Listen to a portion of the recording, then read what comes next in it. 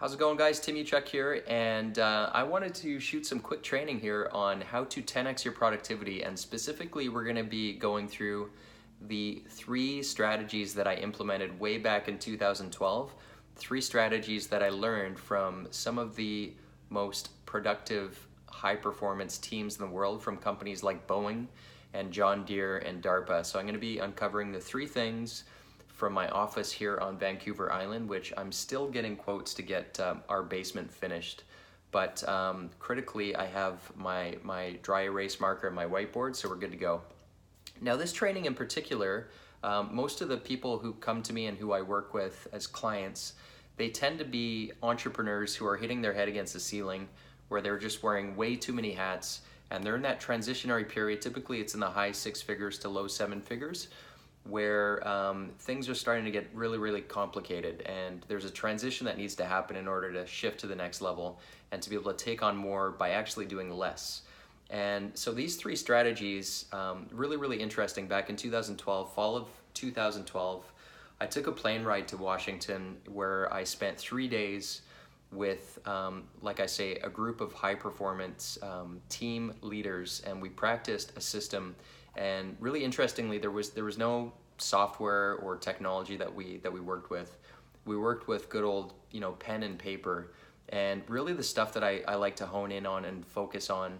And my goal is to teach you how to fish. My goal isn't for a flavor of the month tool or technology or software. It's really, I want to teach you how to think, teach you how to fish, and that's what these three strategies are about. Now, you hear the word 10x your everything thrown around all over the internet these days, and 10x your productivity, it's really not that difficult to achieve major shifts in terms of your productivity by making some changes, starting with how you think about things.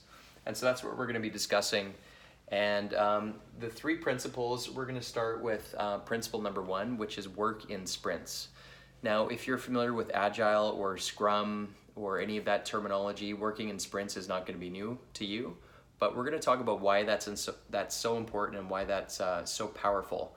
And I like to look at things on a spectrum. I like to look at best case scenario, worst case scenario. And so when it comes to the worst case scenario, when it comes to how you're spending your time, what that looks like and why it tends to fail for most, specifically entrepreneurs, is we suffer from shiny object syndrome, right?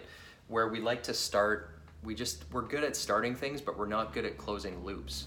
And typically when you're wasting your time, and time being the most scarce resource that we have, time is money, right?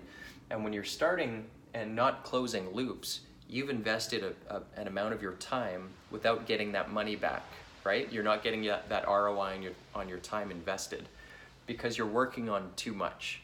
And so by working in sprints, what we're doing is there's two charts here. This is the wrong way to do it, where we procrastinate. And think about the midterm in university where the students put it off until the last week or maybe the last night. And then there's an exerted effort here, and they try and get as much done as possible, but it's too little too late. And a sprint handles that by really forcing you to break an elephant down and bite it one piece at a time, one digestible small chunk at a time. And we do that by creating 1 week sprints, or a 1 week world is how I like to phrase it. And so how you do that is, let's say that you had something you wanted to achieve over a couple months. What you do is you break that down and prioritize it in terms of what can you get done by Friday. So in other words, everything that you're going to be working on, you're going to pull and prioritize based on what can you get done this week, and you're going to stop there. And so what that looks like, rather than delay, you're going to be taking on a little chunk here, a little bit here, a little bit here, and these stack up and they compound, and this is how you start to get some exponential performance. Now, when you apply this to your team, that's when things start to compound and get really interesting, when you work in 1 week worlds. And it's funny because I just got one of those Peloton bikes a couple months ago. And this stuff you can relate it to sports. So if you're into spin or triathlon or any kind of endurance training, this is a very similar pattern to how you optimize your level of fitness. And what that looks like in terms of if you were doing training, let's say you were training over 60 minutes, right? What is it? It's Tabata or Tabata. I'm not sure how you pronounce that properly. But basically you're going to be working for like 2 minutes on, 1 minute off, or 3 minutes on and 1 minute off. And so what you're trying to do is get your average output or performance up over the course of 60 minutes. And you do that by giving yourself breaks, right? But on the whole, your output is going to be much greater than, obviously working in this fashion. And so this is literally how peak performers increase their physiology through doing this kind of basically sprint work, right? And so the same is true when you prioritize and lay out the stuff that you're working on. So number one is working in sprints, and whether you're using a tool like Trello, there's so many tools out there, or good old Post-it notes.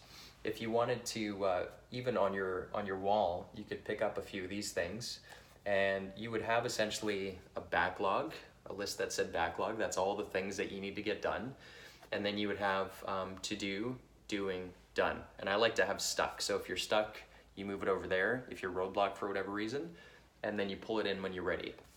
So that's what I mean by working in sprints, and really good strategy for just breaking things down and saying, okay, what can we get done by Friday, right? Eliminates procrastination, forces you to break things down, and game changing. I mean, it seems very simple, but really this forces you to close these loops, which means that you're getting a return on your time. And when you think about everything that you have to get done in your organization, it's all comes down to your ability to execute. Your ability to execute, your team members' ability to execute, really, really important to learn this stuff, get it dialed in so that you can start to close loops and get into the habit of closing loops. Number two, another good strategy, and I always talk about, looking at your activities in terms of their value. You've got your $10 per hour activities, which aren't really moving the needle in your organization. And then you've got your $100 or $1,000 per hour activities where you might be working with high-level clients or prospects. You might be working on marketing initiatives, things that are going to be worth a lot more value to you and your business, and spending less time on the stuff that's not moving you forward. And so a good trick by limiting your work in process is something that I like to call the 3x3 strategy. So 3x3 strategy means with all the stuff on your to-do list, and you might have 100, what are 3 things where if you only had 3 to pick from and could only get those things done, anything more is icing, what would they be? And if you apply this type of constraint in terms of all the stuff that you have to be working on, the only thing that you can do if you're limiting yourself to 3 is increase the quality of those activities.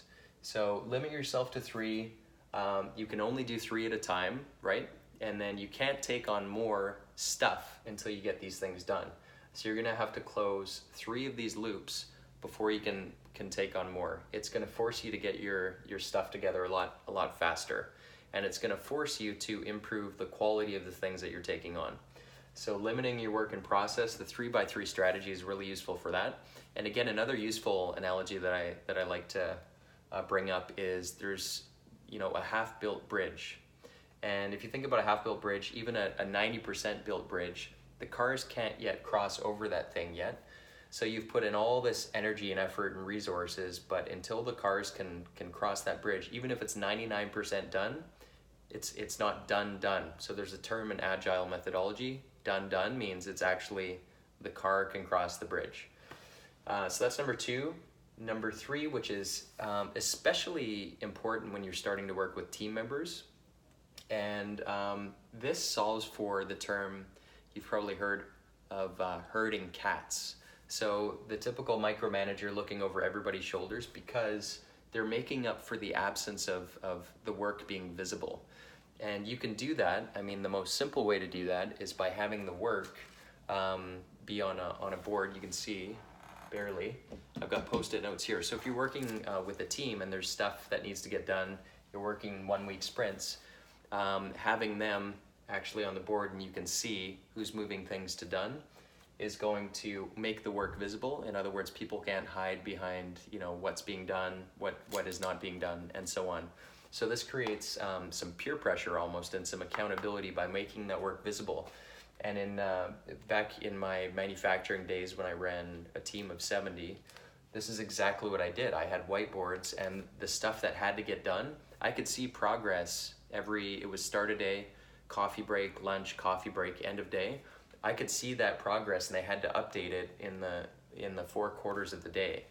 And so nowadays you can use technology. I mean, there's tools like Trello and tons of other projects. And before I forget, I'm going to be sharing some deeper training where we do a deeper dive on this below. There's going to be a link, bookwithtim.com. So if you want to actually type that in the comments, bookwithtim.com, feel free. There's 10 minutes worth of training, but I'm going to be dropping that link below as well, where we get into it. But making work visible, it's absolutely essential if you want your teams to be trending towards high performance. Making work visible, really, really important. So again, tools like Trello, I can see what everybody's working on in our organization. I can see what's overdue, what's behind, where people are stuck without having to ask them. And that's the critical piece here. If you know that you've got a transparent environment, work is visible. If you don't have to ask people for the status to know where things are at and how things are progressing, that's your target, that's your goal. Eventually, if you want to take things to the absolute edge, like we did by moving to this island here, you have it in the cloud. So I can log into my computer, I can check from my phone. Because work is visible, I can see where things are on track or off track and how we're progressing across each department in our organization. Because our work is visible, it's transparent, it's in the cloud, and work in process, we're able to get more out of our team members. They're prioritizing and choosing the right things because we're minimizing the stuff that we're working on, meaning we're saying not now to the stuff that's less important, and we're pulling the higher value stuff forward. This is a habit that we've created in our organization. And then working in sprints. So we work in quarters. So every 90 days, we've got like a 90-day, here's what we're gonna get accomplished. And then every week, it's like, okay, what are you gonna be getting done between now and 7 days from now? And we've made it visible so we can see 7 days from now, the progress that we're making as a team. And when you do it this way, you don't have to herd the cats, you don't need to micromanage, you're able to check in on 1 week increments to see, are we moving the needle or not?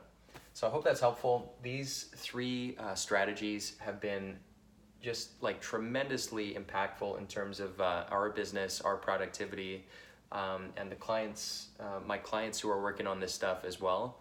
Really, really powerful. And the great thing is, it's not going to be obsolete in a week. These are principles that are not going to expire. It doesn't matter the technology that's going to be coming up in the future. This stuff is timeless. So work in sprints. Primarily, we work in 1 week sprints. Limit your work in process. Stop opening new loops until you close the old loops so that you can realize the value of the work that you're working on, and make your work visible. So create a transparent work environment, and you'll be off to the races. These are my 3 strategies for 10xing your productivity.